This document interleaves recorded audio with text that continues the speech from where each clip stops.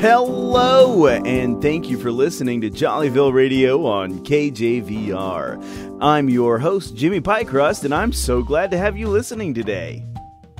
On today's show, we have an installment of Better Call Paul, followed by a special guest appearance by Harry LeChat on the Old Fashioned Cooking Show. On Community Beat, we get to learn about Postcrossing, a global postcard exchange website. It's time for me to go because my Pop-Tarts are ready. We'll be right back after a word from our sponsors. Supportive. Regenerative. Elevating.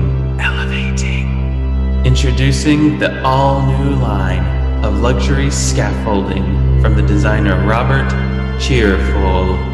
Scaffolding.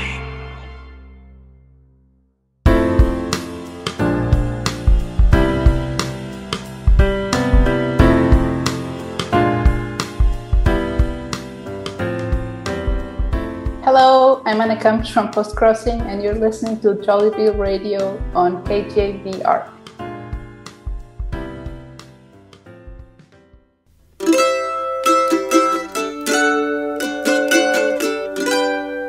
It's time for Better Call Paul, the DIY and relationships expert you can trust. Hi, folks. Who do we have calling today? Today, we have Howard McNeil calling for advice relating to vacuums. Hello, Howard. Nice to have you on the show. How can I help you? Well, my wife's birthday is coming up, and I wanted to give a special gift that will both be nice for her and be a useful item for us. And the other day, she was aggravated because the vacuum cleaner broke again. So I was thinking about getting a new one. Do you have advice for what kind I should get? Well, Howard, that's very kind of you. But getting a vacuum cleaner as a gift is a very common mistake. A mistake? Everyone is different, of course, but a vacuum cleaner is usually considered a symbol of household work. It's very common that people who receive a vacuum cleaner as a birthday gift may also receive the message that you expect them to be doing all of the house chores too. Oh, wow. I hadn't thought of that. I just wanted to let her know I was listening. Maybe the vacuum cleaner is something you buy together at a more neutral time. What are some other things she likes to do around the house? Well, she really likes cooking and baking. The other day, she made these really unusual chocolate chip cookies, and they were delicious. They were kind of flat and had this caramel ring around them. Oh, man, they were really tasty. Sounds like the salted chocolate chunk shortbread cookies from the cookbook Dining In by Allison Roman, published by Clarkson Potter Publishing in 2017. It was made famous after the recipe went viral in the New York Times. Okay. Well, that sounds right, I guess. It sounds like baking might be a hobby that she enjoys, as opposed to cleaning, which sounds like a chore. Yeah, that's a good point. I bet she would really like a stand mixer or something like that. That sounds like an excellent idea, Howard. Thank you, Howard, for calling in. Jollyville deserves a mayor who will listen and won't expect you to do all the dirty work. That's why you should vote for me, Paul Fredrickson, for mayor of Jollyville. Paul Fredrickson for mayor. Because I believe in doing the right thing. This message was paid for by the Paul and John Fredrickson Foundation.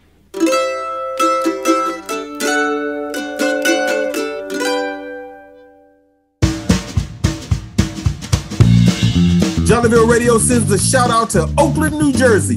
Population 3,964. How y'all doing?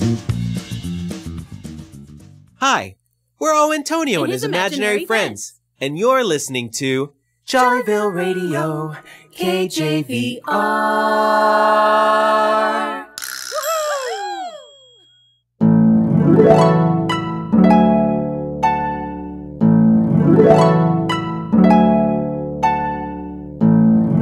Well, hello, listeners, welcome to another episode of Miss Kitty's Old-Fashioned Cooking Show. Now, today we have a special episode because I have a guest in the kitchen. Yes, that's right. Harry LeChat is here to help me with today's recipe. Bonjour, Kitty, and bonjour, KJVR listeners. Oh, Harry, this is such a treat. I'm all on Twitter. I'm so excited to have you as a guest today. Well, I even went up to the attic and dusted off my old high school French dictionary, so I'm prepared to do some real parlez-vooing with you today. Harry, I invited you here because I discovered we have something in common. That's a love for the original Southern treat, the Sandy cookie.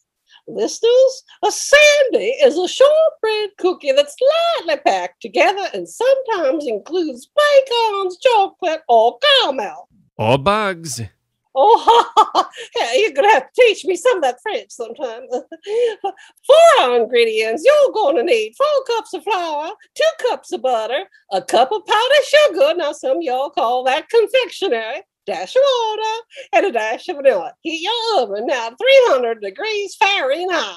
That's correct.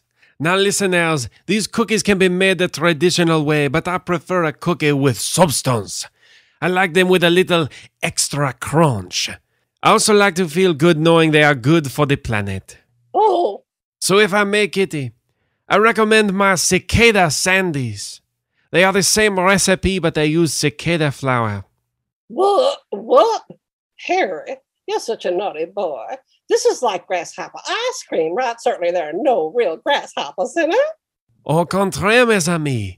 I mean, real cicadas. I like using green brand cicada flour. And because I believe that the cicada should not be harmed in the production of this flour, I recommend finding a flour that is 100% ARD. Oh, Harry, ARD? What's ARD?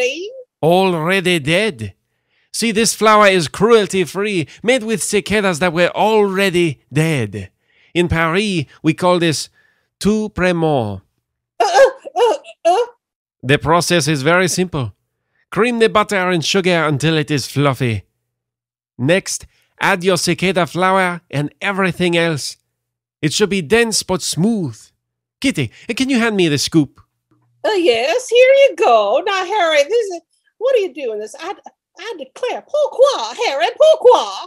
I'm glad you asked, but before I answer, listeners, scoop a 1-inch ball of dough onto a cookie sheet. For presentation, I like to press a whole cicada on top of the cookie. You can find these on a hike or in your backyard. I like to let them dry out under the sun for about a day. Yum! Oh! That's good. Fill your sheet and then bake for 25 minutes. Now back to your question, Kitty. I was in the woods tracking a few facellas and I was thinking, there are so many cicadas right now, Harry. Like, so many. And then I would find a bunch of crunchy ones and I had been in the woods for a few days and I thought, what the heck? And I ate one. It's very resourceful. Resourceful? Oh, shoot, we have a caller. Bonjour, or rather, I should say, hello, caller, you're on with Miss Kitty. Hey, this is Sherwood Barrington. And what's on your mind today, Dale? I heard cicadas have a ton of protein, and I want to get swole. Would you recommend this for a pre-workout snack? Oh, oui, absolutely.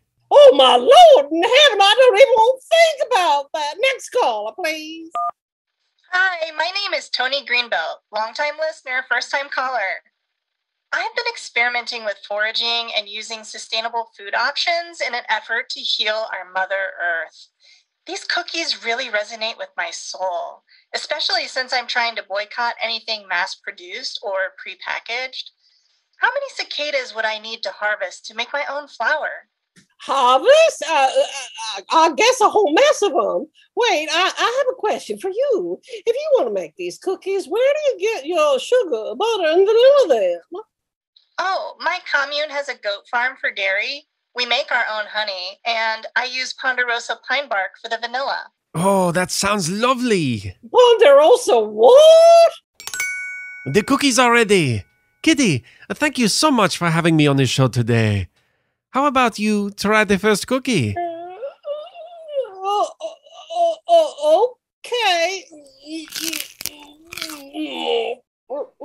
That's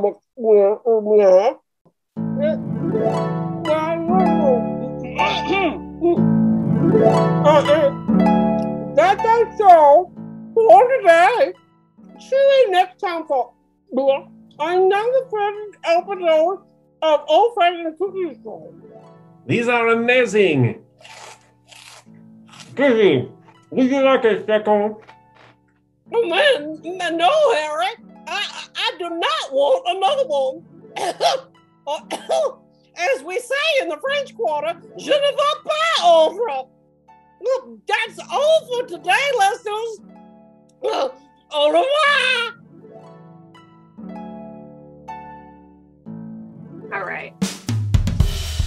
Greetings from KJVR Jollyville Radio. This is Community Beat, where we turn a spotlight on real people doing great work in the real world.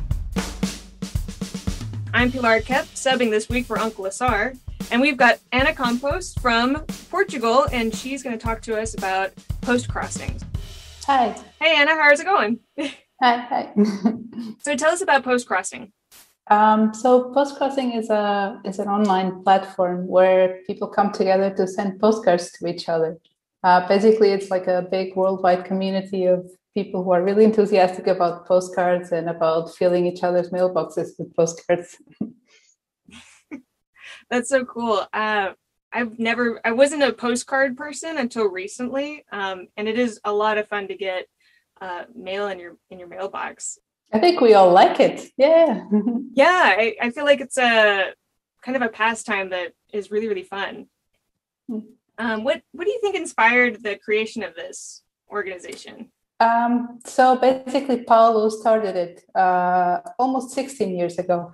He really liked postcards. He was always bugging all his friends to send him postcards, but after the first one, nobody really does. And so we thought, maybe there are other people out there who like sending and receiving postcards. And maybe if I kind of connected with those people, we could send postcards to each other and fill up each other's mailboxes and have fun. And so we did this little website.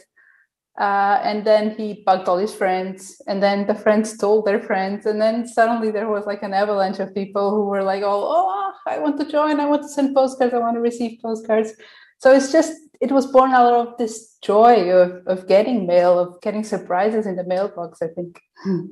So postcrossing works by you get you're given an address to somebody almost kind of at random internationally, and then you can send that postcard. What happens after that? So when we give you the address of this random person, we also give you a little code that you write on the postcard, like a couple letters and a lot of numbers. And so you mail that postcard, and when the person receives it, they go to the website and they say, I got the postcard that has this little code on it, AB123, something. And so we know that you sent this postcard, that it was received. And so the next time someone comes to the website and says, I want to send a postcard, we'll give that person your address. So they will send you a postcard. One day you get your mailbox and ta-da, there's a postcard just for you. And you never know where it's going to come from, when it's going to come from. It's just, you're going to be opening your mailbox every day, waiting for the surprise that it's coming. Mm-hmm. That's so cool. In this day where we're very digital and it's easy to see each other that way, people who want to do postcards or mail, that's a little bit more silent. So it is a lot of fun, particularly when you get international mail. Mm-hmm. It's unexpected, right? Yeah. Yeah. Do you have any stories or anything remarkable about any sort of corresponders or things that have come in the mail that are international or? Yeah. We have a lot of, so it's been 16 years, right? 16 years of sending postcards. And of course, we see a lot of things that we were not expecting. Like, for instance, we did not make the website thinking about schools, but then a lot of teachers just signed up their classes and the kids started sending postcards. And it's just such a joy to get a postcard from a child that is written in their very round handwriting, very carefully written on the postcard. And then also to see the kids receiving postcards from strangers all over the world, telling them about their life in Egypt or in Peru. And for them, it also makes them more real to learn about these stories from people somewhere else, no? I think this kind of stories really makes us happy that we see postcrossing reaching into fields, into people that, I don't know, we weren't expecting them to join the website, and suddenly, hello. Oh, that's so cool. So tell us a little bit about you say that there's a postcard day that you guys set up? Yeah, so Postcard celebrated their 150th anniversary 2 years ago on October 1st. And we looked around and nobody was really celebrating it. So we thought, oh, this is terrible. We must do something. And we set up this an event in 2019 to celebrate postcards. And actually, a lot of people joined. Post office issued stamps, postal museums joined in with workshops, libraries, schools. And then when the party was over, we thought, we have to do this again. We like this too much. So last year we decided that there should be a World Postcard Day, a day to celebrate postcards in the calendar. So why not continue on the day of the anniversary of the postcard and make it the World Postcard Day? So last year was a bit special, but I think even maybe more because of that, people really liked the idea of having a way to connect with someone else when we were all socially isolated through a postcard. So lots of people joined, again, with schools, libraries, with museums. A lot of them did like online tours of their postcards, or we had schools in 2 countries where in the classroom, the teacher helped the kids send their first postcard. Some of them were sponsored by the post offices, the stamps, the postcards. It was really nice. And so this year we're doing it again, of course. October 1st is World Postcard Day. Oh, that's awesome. I'm definitely going to be sending out some postcards then. Yeah, I love just doing just sending out postcards in general. I recently sent one out to a restaurant in Japan that I went to, and I hope it makes it. I think I did my best trying to write it in like the address in Japanese, but we'll see if it makes it. But yeah, do you have what was the most surprising postcard you've ever received? I think the one that I remember best maybe was the first one. The first postcard of Postcrossing was actually given to me by Paulo hand in hand. Like, he came to my house, he gave me the postcard and said, okay, this will be the first one of the website. Let's go register on the website and see if it works. And so we went and we were super excited. It worked. And then I sent one to him, and then we invited friends, and it came from there. But at the time, we had no idea that this very humble first postcard would kind of make this whole revolution. And today we're like over 62 million postcards. So it really started something big and unexpected. And I think that's why it's meaningful to me. That's so cool. I think I was checking out the website, and I think somebody is up in the thousands with postcards. We have some very enthusiastic members, way more than me and Paulo anticipated, because we thought that it will be fun to send some postcards, but then people get really enthusiastic into it. And so if they have a lot of time, I guess they just send more postcards. They really like this idea of sending, of connecting with people, and then of receiving postcards back, of course. It's so fun. I live in Texas, and so there's a lot of associations with Texas, and so it's always fun to get like a themed card from my state, and then just to send that out. I remember meeting some foreigners who were they thought it was all cowboys and stuff, and it was a lot of fun. But we've also got a hobby of just making our own postcards out of old boxes or things that are specific to the United States, and just sending them out. Have you ever received anything like that? Yeah, totally. I love handmade postcards. I love that people take the time to make something that is just for me. It's like having a little piece of art on your hands from someone else. People do that often, actually, and it's just the best. When you get something that is handmade, it's that much more special, I think. Sometimes people include a little bus ticket, or I don't know, a little receipt or something that they got on the postcard. And some people really go all out and make the postcard special just for you, and I really appreciate that. Yeah, it really does feel like it's, we are a certain type of person in a community that really loves to get that kind of stuff and mail and just talk to anybody out in the world.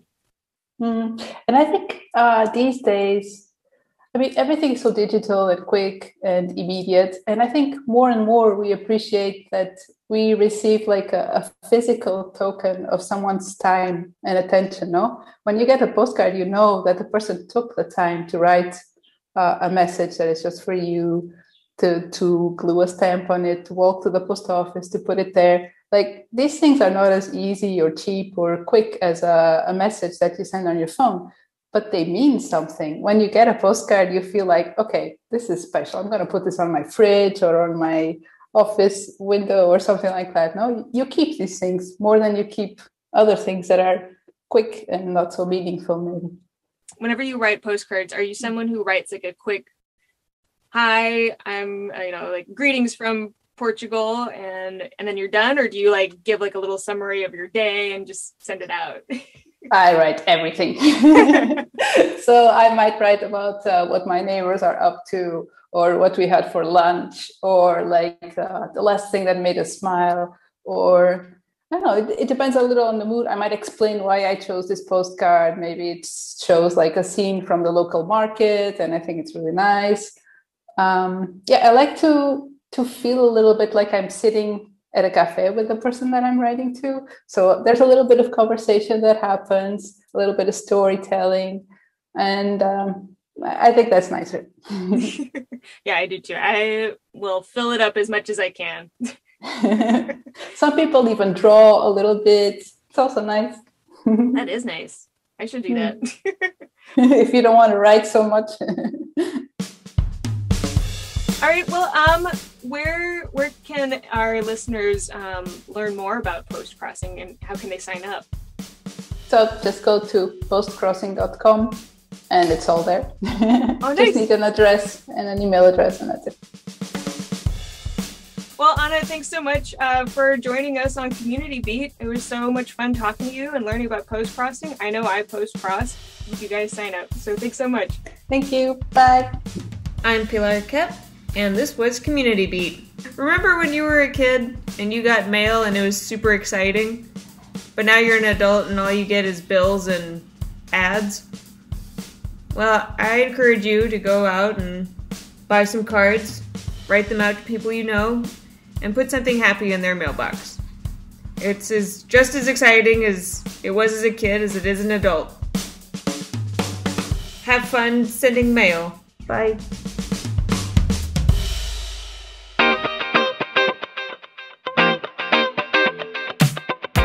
These episodes of Jollyville Radio were created by Uncle Asara Kebulan, Emily Antonik, Michael Crosa, Michelle Darcy, Jamie Davis, Richard Dayries, Brian Green, Pilar Kep, Zach Cronish, Robert Leary, Thomas Schlitt, JB Skurlock, Kay Wise Denty, and Elijah York. Special thanks to Bob Don of Bob's Short Story Hour and Hidden Oaks Podcast, and Antonio Delgado of the band O Antonio and his imaginary friends. Direction and music by Michael the Maestro Crosa, with editing help by Richard Dayries and Jamie Davis. Social media coordination by Emily Ansonek. Jollyville Radio was produced in accordance with social distancing. Jollyville Radio is a product of Jollyville Brass Quintet, member of Austin Creative Alliance, and the Pizza Rice Podcasting Collaborative. We are based in Austin, Texas. If you're enjoying Jollyville Radio, consider supporting us with a monthly pledge. You can get fun prizes depending on your donation level. Just go to patreon.com/Jollyville Radio. You can also support Jollyville by buying a sticker from our website, leaving a review or comment on your podcast platform of choice, or by sharing Jollyville Radio with a friend. The credits were read by the writers of episodes 222 through 225. They are Uncle Asar Akabalon, Emily Ansonek, Michael Crosa, Brian Green, Pilar Kep, and Kay Wise Denty. We'll see you next time on Jollyville Radio.